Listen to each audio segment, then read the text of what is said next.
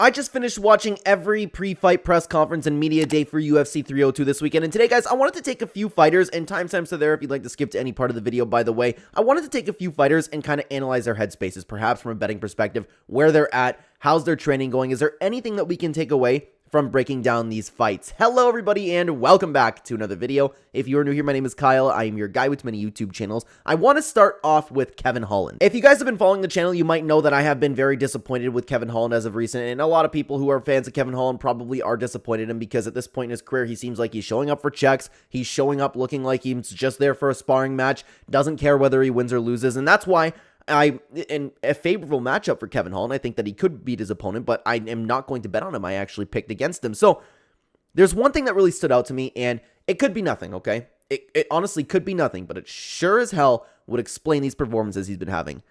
There's a potential that he has a drug problem, and I don't mean that any hard drugs or anything like that. He's talking about being very upset, and there was a lot of his press conference where he was talking about smoking weed, where it's like, oh my god, I can't stand the fact that I can't smoke while I train. I can't stand the fact that I can't smoke in Abu Dhabi. All I want to do is sit back and smoke. And to use his words, he said he was looking to get as messed up as Conor McGregor was in that viral video. And you guys know what video I'm talking about. It was everywhere last week. Conor was drinking. Conor was grabbing people. Like, he wants to get that messed up.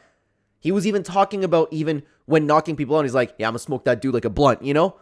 I don't know. It's a little bit worrying in my opinion. It's a little bit worrying. And because if Kevin Holland's just sitting around smoking all day and not training, that would certainly explain where he's at in his performances, why he hasn't shown up, why he hasn't looked like the killer we kind of know him to be. I'm not saying this is 100% type thing. I'm just saying that it's possible, man. It's possible this guy's getting into it a little bit too much, and I don't want to hear it in the comments. It is factual that weed can be addictive, okay? Maybe he's drinking, maybe he's smoking more. I don't know, okay? I just wanted to bring that up, and honestly, other than that, man, Kevin Holland was, as usual, as like the Kevin Holland that we all know. He's real. He's talking about getting his ass beat last fight, and that's what we all love Kevin Holland for, right? But I really hope that he doesn't have an issue. Not saying he does again, but something to think about. Now, I do want to talk about Dustin Poirier. So Dustin Poirier is kind of, the press conference was kind of as expected. He's ready to go. This is his last opportunity. 25 paid in full. We had all of that, right? But one particular question asked him if this feels any different for his title fights, because he's had title opportunities before, and he actually said that this is the most calm he has felt in this situation before. He's ready to go, taking it just as a fight, not thinking about becoming champion, not thinking about any fights afterwards. He's taking this as one fight, as one title fight, and he's very, very calm about it. I don't know how much we really need to look into that, because Dustin Poirier does look like he's in great shape. Maybe this is a good thing.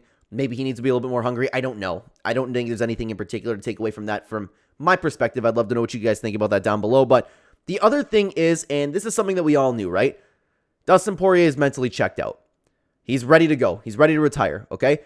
But to use Dustin Poirier's words, he's been saying that for like, what, 5 years? And he mentioned that in the press conference. He's like, yeah, you know what? I'm sick of missing soccer practices. I'm sick of missing my family. I'm sick of training camp. I don't want to do this anymore.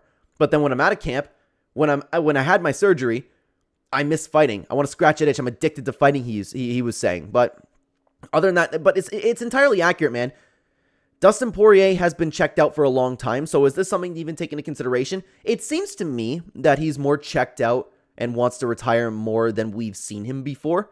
This is his last opportunity. If he loses right now, he doesn't want to climb that mountain again. He's kind of already opening the door to losing, and that's worrisome, to be honest with you. You got to focus, you got to laser in, you got to be ready for this fight, but at the end of the day, he is being realistic, right? But for somebody who does have one foot out the door, there's a reason there, and I'm not saying like it's like it's a quote saying. It's just once you start talking about retirement, it might be time to go. There's a reason why people say that. Dustin Poirier clearly has a foot out the door. Is that enough to train and be hungry for a guy like Islam Makhachev? It's very worrying. It's unfortunate. I really, really want Dustin Poirier to win, man, but hey, I don't know. I don't think he's going to be able to do it. Now, guys, I do want to talk about Randy Brown. Randy Brown, if you guys don't know, I think Randy Brown is a very underrated fighter. I think Randy Brown is a very underrated guy to be a fan of in the UFC, because Randy Brown showed up as he usually does. He's respectful. He understands the opponent that he's up against. He understands the dangers. He's very reasonable about where he's at in his career. He was hungry for a ranking. He wants to get up into the division. He's in very good spirits. He is a very, very logical, reasonable person who takes his opponent, who takes his career seriously, and wants to just completely better himself, constantly perform better and better, and eventually get his shot to the title. He did nothing but express that at the press conference, and that's why he's on a little bit of a win streak right now. I know he's had one hiccup recently, but still, I think Randy Brown's a little underrated, man. I love the headspace that he's at, so I'm still feeling good about Randy Brown. Speaking of guys that I'm feeling good about, though, guys, I want you to check out this video on screen about Dustin Poirier and why I would like to see him win. Check it out, guys. I'll see you over there. Take care.